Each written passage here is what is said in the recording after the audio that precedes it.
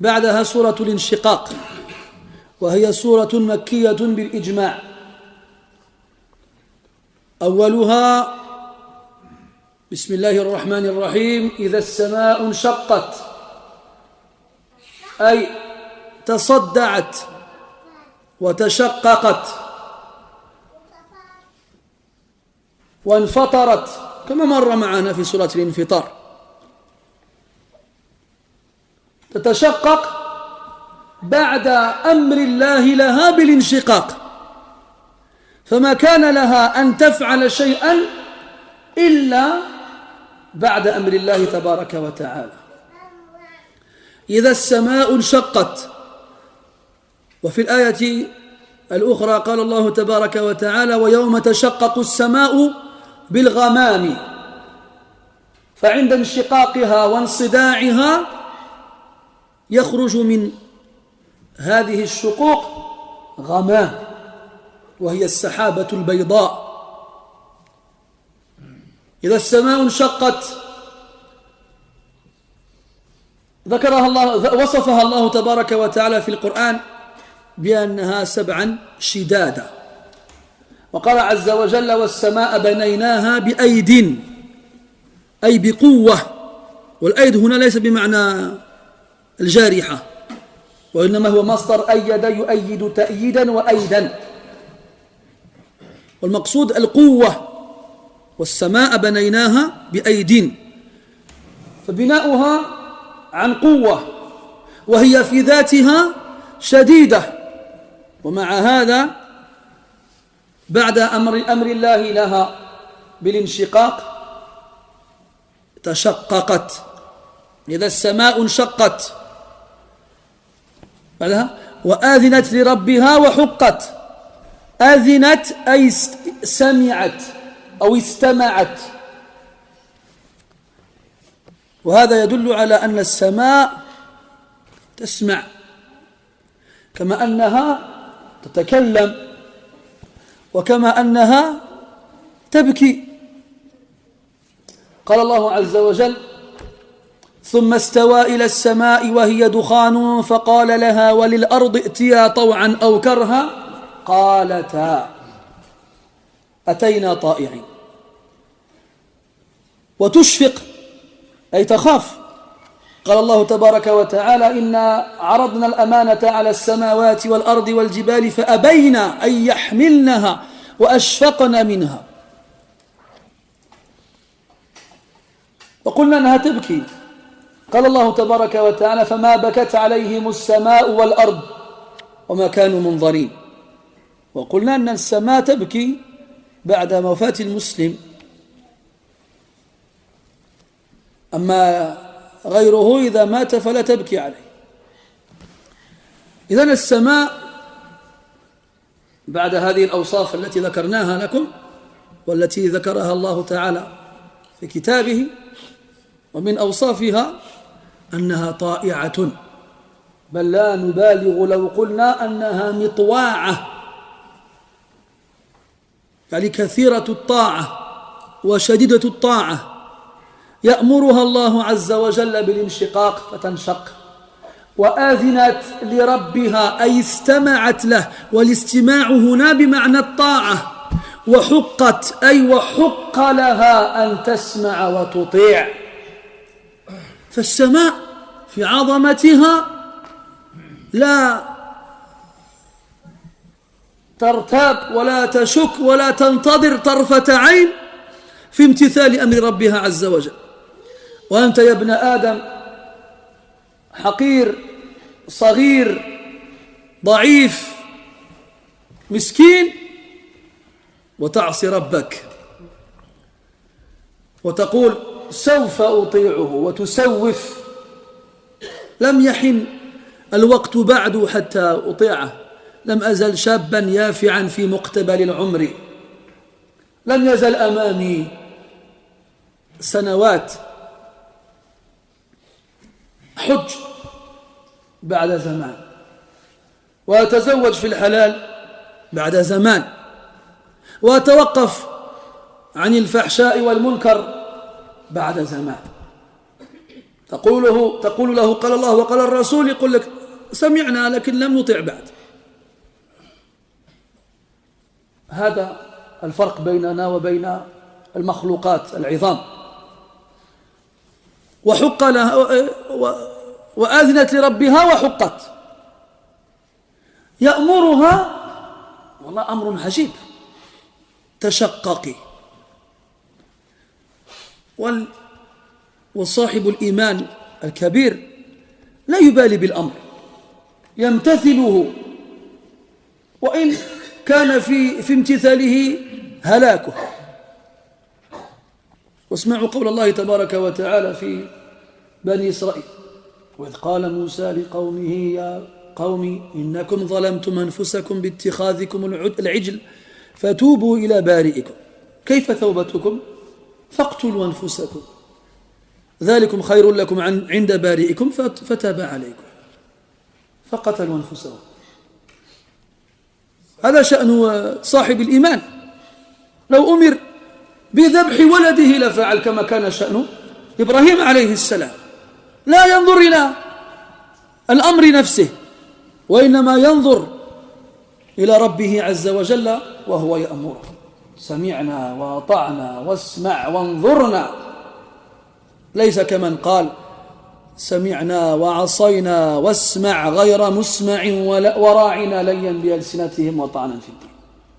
هذا هو الفرق بين المطيع حقا ومن يزعم الطاعة وليس من أهل الطاعة.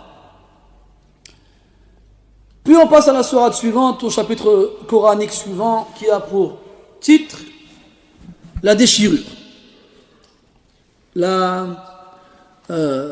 On dit fission quand quelque chose se fissure. Scission. Fissure. On va rester sur fissure. Parce qu'on avait déjà dit déchirure avec Idha Sama'un Fatarat. C'est pour ça que je voulais choisir un autre mot. C'est dans le même sens. Le sens de déchirure, de coupure, de fissure. Et Idha signifie lorsque. Lorsque le ciel se fendra, se déchirera, s'ouvrira. Alors on a déjà vu les versets en rapport avec ça. وَفُتِحَتِ السَّمَاءُ فَكَانَتْ أَبْوَابًا dans Surat An-Naba. Et aussi dans إِذَا السَّمَاءُ انْفَطَرَتْ. Donc ici, lorsque le ciel se déchirera, s'ouvrira. Il viendra un jour où le ciel se déchirera. Ce ciel qu'Allah Ta'ala décrit dans le Coran comme étant des voûtes robustes, solides. Sab'an shidada. 7 robustes, solides, durs. Donc les cieux sont durs, solides et robustes. Et dans notre verset, Allah Ta'ala dit que le ciel a été bâti avec force. Donc c'est une créature grandiose et immense et robuste et solide, bâtie avec force. Elle est immense, extraordinaire. Et Allah il nous demande dans le Coran justement de scruter le ciel de nos yeux, de regarder de l'est à l'ouest, de chercher une fissure ou un trou. On peut passer le temps à balayer le ciel de nos yeux, le regard nous reviendra fatigué et épuisé de n'avoir rien trouvé. فارجع البصر هل ترى من فطور ثم ارجع البصر كرتين ينقلب إليك البصر خاسئا وهو حسير. Et bien ce jour-là, Allah tabaraka wa ta'ala ordonnera au ciel de se déchirer. In shaqqat, in fa'al. C'est-à-dire que le verbe est accompli dans le sujet. C'est le sujet qui accomplit le verbe en lui-même. Salam. Donc Allah il ordonnera au ciel de se déchirer. Et lorsque le ciel se déchirera, il laissera passer à travers ses fissures et ses fentes des nuages, comme cela a été dit dans notre version du Coran. Et le jour où le ciel sera fendu par les nuages. Ce n'est pas parce que les nuages qui vont fendre le ciel, mais ce sera les nuages qui traverseront ces fissures-là. Puis Allah il dit وَأَذِنَتْ لِرَبِّهَا وَحُقَّتْ. Adhinat dans le sens a entendu, a écouté. وفي الحديث المخرج في الصحيحين قال النبي صلى الله عليه وسلم ما أذن الله لشيء أذنه لنبي يتغنى بالقرآن أو كما قال عليه الصلاة والسلام. يعني Allah n'a pas entendu une chose, n'a pas écouté une chose comme un prophète qui récite le Coran. Dans le sens d'aussi belle et d'aussi merveilleux. Donc là on a adhina, entendre, écouter. Et là dans le sens, c'est pas seulement entendre et écouter, mais c'est une entente et une écoute qui implique l'obéissance. Comme quand on dit sami'na wa ata'na, on a entendu, on obéit. Ça va ensemble, ça va de pair, c'est indissociable. Et c'est pour ça qu'Allah dit dans le Coran la takunu kalladhina qalu sami'na wa hum la yasma'un. Ne soyez pas comme ceux qui ont dit on a entendu, mais en vrai ils n'ont rien entendu. Comment tu peux entendre et ne pas entendre? C'est pas possible. Soit tu entends, soit tu n'entends pas. Mais ici Allah dit ne soyez pas comme ceux qui ont dit on a entendu alors qu'ils n'ont pas entendu. Parce qu'ils n'ont pas appliqué. Ils ne se sont pas exécutés, ils n'ont pas fait ce qu'on leur a demandé de faire. Donc quand on dit sami'na wa ata'na, ça veut dire on a entendu, on obéit. C'est pas on a entendu et comme les autres ils ont dit sami'na wa asayna wasma' ghayra musma'. On a entendu mais on a désobéi. Et écoute, sans qu'on te fasse écouter quelque chose. Tu tends l'oreille, entends et attends, mais on ne te fera rien entendre. Tu ne verras rien de nous. Donc là, le ciel, il entend. Hachib. Et pourtant, dans le Coran, quand on revient dans les versets qui parlent des actions du ciel, Allah, il attribue plusieurs actions, plusieurs actes.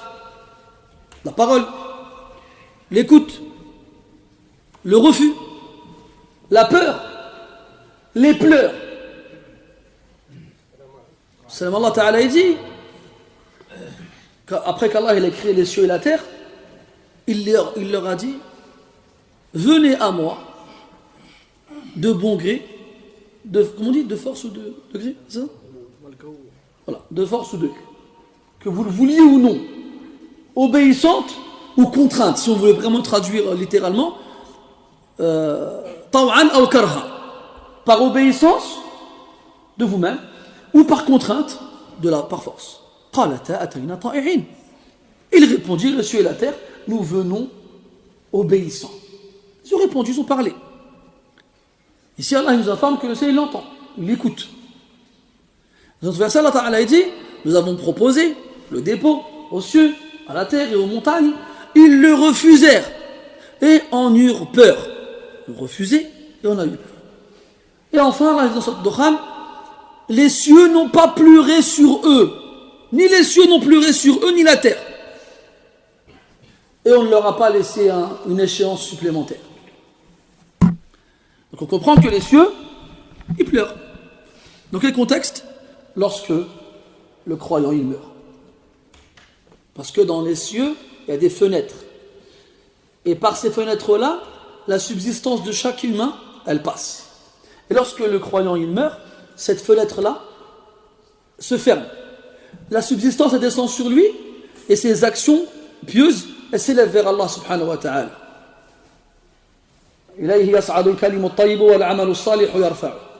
Vers lui s'élève la bonne parole, et les bonnes actions montent vers lui. Donc les actions vertueuses, elles montent en passant par cette fenêtre-là, et ta subsistance, elle descend par là. Et quand tu meurs, cette fenêtre se ferme. Et là, le ciel est triste d'avoir perdu ce passage par lequel passait ton bien, alors il pleure ta mort. Mais il ne pleure pas quand c'est les autres qui meurent. Donc le ciel est une créature grandiose que nous, simples mortels, ne pouvons pas vraiment comprendre. Dans sa grandeur, sa force et sa réalité. Et pourtant, il viendra un jour où Allah lui ordonnera de s'autodétruire. de se déchirer. Et le ciel, comme il a obéi à Allah au début de sa création, il lui obéira aussi à la fin. Parce qu'il ne désobéit pas à l'ordre d'Allah tabaraka wa ta'ala. Car celui qui connaît la grandeur de son Seigneur, il ne peut qu'en avoir peur. وَمَنْ كَانَ بِاللَّهِ أَعْرَفْ كَانَ مِنْهُ أَخْوَفْ. Et celui qui connaît Allah plus que les autres ne peut qu'en avoir plus peur que les autres. Et quand tu as peur de lui, alors tu lui obéis. Et tu ne te permets pas de provoquer sa colère en lui désobéissant. Et nous, on ignore. Et c'est pour ça qu'on désobéit. قال الله تبارك وتعالى إنما التوبة على الله للذين يعملون السوء بجهالة. قال السلف ما من أحد يعصي الله إلا عن جهل. إلا عن جهل. Allah accepte le repentir de ceux qui font du mal par ignorance. Les plus prédécesseurs ont dit, il n'y a pas une personne qui désobéit à Allah si ce n'est par ignorance. Si tu ignores le jugement de l'action, c'est pas ça qui est voulu dans le verset. C'est que tu ignores la grandeur de celui à qui t'a désobéi. وَإِذَا عَصَيْتَ اللَّهَ فَلَا تَنْظُرْ إِلَى صِغَرِ ذَنْبِكَ وَلَكِنْ انظُرْ إِلَى عَظَمَةِ مَنْ عَصَيْتَ. Quand tu désobéis à Allah Azza wa Jalla, ne regarde pas la petitesse du péché que tu as fait. Oh, c'est pas grave. Mais regarde la grandeur de celui à qui tu as désobéi. وَآذِنَتْ لِرَبِّهَا وَحُقَّ لَهَا أَن تُطِيعَ وَأَن تَسْمَعَ. Et elle a bien raison. Elle a bien fait d'obéir. C'était légitime. Elle n'avait pas d'autres alternatives possibles. Allah Azza wa Jalla, s'il avait voulu, il a détruit sans lui demander son avis ou de le faire elle-même. Mais là, il veut vous montrer, à nous, les fils d'Adam, que Allah, il a des créatures grandioses et immenses qui n'hésitent pas une seconde quand il s'agit d'exprimer leur obéissance. Les cieux, la terre, les anges. وَمَا يَعْلَمُ جُنُودَ رَبِّكَ إِلَّا هُ. Pour que toi, tu comprennes à travers cela qu'en tant qu'être humain, faible, insignifiant, minuscule et incapable, qui n'arrive pas au dixième de l'étendue de la voûte céleste, au dixième du milliardième, du millionième de ce que tu veux, eh bien toi tu te permets de désobéir à Allah Azza wa Jalla. Tu te permets de dire j'ai entendu mais t'as rien entendu en vrai. Tu te permets de dire plus tard, bientôt, je ferai le hajj plus tard. Mais tu sais que tu peux le faire. Ouais mais vas-y, plus tard. Je vais m'acheter une voiture d'abord, après je vais m'acheter une maison, après je vais me marier, après je vais m'acheter des voitures. Je vais investir, après je vais. Marie-toi. Ah mais tranquille, plus tard. Là pour l'instant, je goûte les fruits. Comme ils font les jeunes. Hein? Arrête de faire ces choses-là plus tard, toujours plus tard. On leur dit, Allah il demande, il leur donne. Non, plus tard. On a la difficulté d'exécuter l'ordre sur le champ. Qu'est-ce que ce serait si on nous demandait de nous autodétruire? Qu'est-ce que ce serait? Est-ce qu'on le ferait? Celui qui a une foi immense, une foi forte, il ne regarde pas la nature de l'ordre. Il regarde celui qui le donne, quel que soit l'ordre. C'était quoi déjà? ولو قال داعي الموت مت قلت أهلا ومرحبا. كما قال أحد الشعراء. Si celui qui appelle à la mort, il aurait dit meurs, j'aurais dit bienvenue à la mort. Dans le Coran, quand Allah il nous parle de l'histoire de Moussa avec les fils d'Israël, il leur dit, après qu'ils aient adoré le veau d'or, il leur dit Allah, vous vous êtes fait du tort à vous-même en adorant, en prenant le veau. Donc repentez-vous. Comment? Entretuez-vous. Allah n'a accepté leur repentir qu'après qu'ils ne s'entretuent. Ils se sont mis en rang parallèle les uns face aux autres. Chacun il avait une épée dans la main et ils se sont rentrés dedans les uns les autres. Ils se sont tués. C'était le moyen pour qu'Allah il accepte leur repentir. Et heureusement pour nous, Allah ne nous a pas demandé la même chose. T'imagines toi, il faut que tu tues pour faire le repentir. Rahamukallah. Bah dis donc, il ne resterait pas grand monde sur terre. Allah il a demandé à Ibrahim de sacrifier son propre fils. Ibrahim a dit Bismillah. Il a mis sur un rocher, il a mis en position, il a même amarra sikina ala raqabati. Mais ça n'a pas coupé. Allah il a dit قد صدقت الرؤيا. Parce que celui qui a la foi regarde pas la nature de l'ordre. Il ne voit pas la difficulté que ça entraîne, ni le sacrifice qu'il doit faire. Il regarde l'ordre de son Seigneur. Et Allah, c'est pas demander grand chose. Fais 5 prières dans la journée. Donne 2,5% de ton capital annuel une fois par an quand tu atteins le seuil imposable. Sois gentil avec ton voisin. Sois bon avec les gens. Respecte tes parents. Sois bon avec ton épouse et tes enfants. C'est dur. Et on ne le fait pas. Ne te regarde pas dans le parking à l'entrée du parking.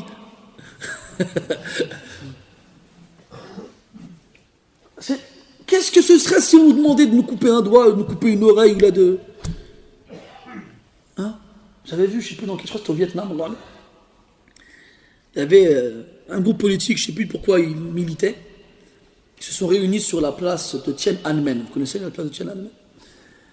Et pour manifester leur désaccord avec la politique, je ne sais pas, l'histoire politique là, ils ont fait des mini-guillotines et ils ont rentré dedans leurs petits doigts. Ils ont tous coupé leurs doigts pour montrer leur engagement politique. On a déjà vu les écologistes, comment ça s'appelle l'écologie là. Et ils ne veulent pas qu'on coupe des arbres. Alors ils prennent des grosses chaînes et puis ils s'attachent autour de l'arbre. Ils disent, vous ne couperez pas l'arbre. Nous, on ne bougera pas d'ici. C'est des convictions politiques. Vous avez vu des fois quand il y a des licenciements économiques, je ne sais pas si on peut appeler ça des licenciements économiques, dans des grandes structures, des grandes entreprises, qui marchent bien, qui tournent bien, le patron il vient et dit, allez, vous êtes tous virés. Je vais, comment on dit, se délocaliser en Roumanie ou là, je ne sais pas où les gens, tu leur donnes 2 euros, ils sont contents. Les gens disent quoi, il n'y a pas moyen. Ils s'enferment dans l'usine et puis, j'avais même entendu une fois, ils avaient pris en otage le patron, jusqu'au bout. Donc l'humain, défendre ses convictions, il sait le faire. C'est pas quelque chose qu'on lui a apporté qu'il n'avait jamais vu auparavant. Et Allah ne nous a pas demandé des sacrifices énormes. Il nous a demandé un petit peu. Est-ce que ce petit peu, on le fait? Est-ce qu'on écoute? Est-ce qu'on obéit? Allah, il demande au ciel, déchire-toi. Comme après qu'il l'ait créé, il a dit, venez. Ils sont venus. On vient avec obéissance et soumission. Et à la fin de la création, il dit, déchire-toi. Sam'an wa ta'a. Et il s'auto-déchire. Pourquoi? Parce qu'il va être remplacé par un autre ciel. Yawma tubaddalu al-ardu ghayra al-ardi was-samawat. Le jour où la terre sera remplacée par une autre, ainsi que les cieux.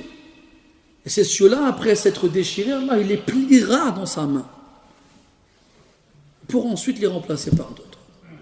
إِذَا السَّمَاءُ انشَقَّتْ وَآذِنَتْ لِرَبِّهَا وَحُقَّتْ أَحُقَّ لَهَا أَن تُطَاعَ. Elle a raison d'obéir. Parce que ce n'est pas n'importe qui lui donne l'ordre. C'est Allah Azza wa Jal. C'est le Créateur. C'est celui qui est au-dessus de tout. Celui qui est dit soit et c'est. Celui qui met les choses à leur place et qui est juste. Celui qui sait mieux que toi ce qui est bien pour toi. Et il te l'ordonne. Et qui sait mieux que toi ce qui est un mal pour toi. Et il te l'interdit. Celui qui t'a créé pour que tu l'adores. Pour à la fin te faire rentrer au paradis. Mais nous, on vit quelques années sur terre. Et on croit que jamais on va mourir. Et qu'on restera éternel. Alors on oublie la mort. Et la résurrection et le jugement. Et la rétribution finale. Et le jour où on arrive devant Allah Azza wa Jal et qu'on se rend compte de l'énorme erreur qu'on a accomplie, on demande une deuxième chance. Mais il n'y a pas d'autre chance possible. Il n'y en a pas. Et plus tu es rapide dans l'obéissance, plus grande sera la récompense. Et parmi ceux qui passeront le plus vite sur le pont au-dessus de l'enfer le jour de la résurrection, ceux qui ont été les plus rapides à obéir aux ordres d'Allah subhanahu wa ta'ala.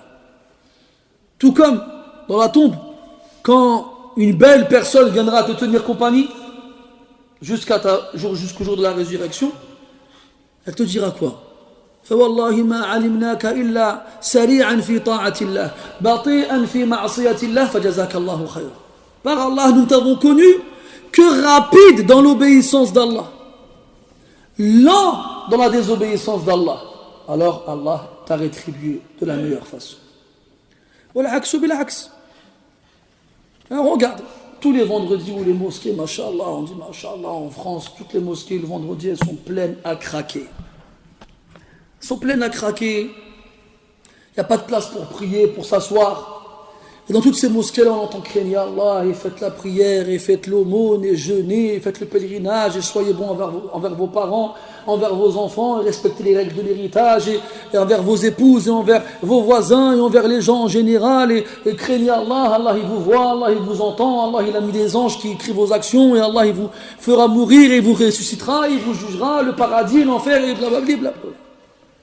À peine on sort de la mosquée, c'est fini, ça passe. Ça y est, c'est déjà oublié. Et la sunna du prophète, elle nous a appris à réciter des sourates durant cette prière, celle du vendredi. Dans lesquelles on trouve سيذكر من يخشى ويتجنبها الأشقى فذكر إنما أنت مذكر لست عليهم بمسيطر. C'est pas choisi au hasard ces sourates-là. Rappel. Tu n'es là que pour rappeler, tu n'as aucun pouvoir à les contraindre. Et dans l'autre verset, celui qui craint s'en souviendra de ce que tu viens de leur dire là. Et s'en détournera al-ashqa, celui qui est voué au malheur éternel. Donc regarde, à quelle vitesse tu obéis à Allah, ou à quelle vitesse tu désobéis à Allah. Et le pire, c'est celui qui trouve sa réjouissance dans la désobéissance et qui ne trouve pas d'endurance dans l'obéissance. ولكن الله حبب إليكم الإيمان وزينه في قلوبكم وكره إليكم الكفر والفسوق والعصيان أولئك هم الراشدون.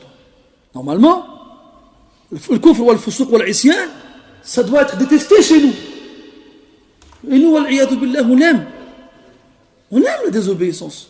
On y trouve notre jouissance et notre réjouissance. Il y a un problème. ولكننا لا نعلم. Mais malheureusement, nous ne savons pas. نسأل الله تبارك وتعالى أن يوفقنا لما فيه رضاه وأن يجعلنا من المسرعين إلى طاعته الباطئين عن معصيته وأن يحشرنا مع أهل طاعته إنه ولي ذلك والقادر عليه. سبحانك اللهم وبحمدك أشهد أن لا إله إلا أنت نستغفرك ونتوب إليك. صلى الله على نبينا محمد وعلى آله وأصحابه أجمعين والحمد لله رب العالمين. بارك الله فيك.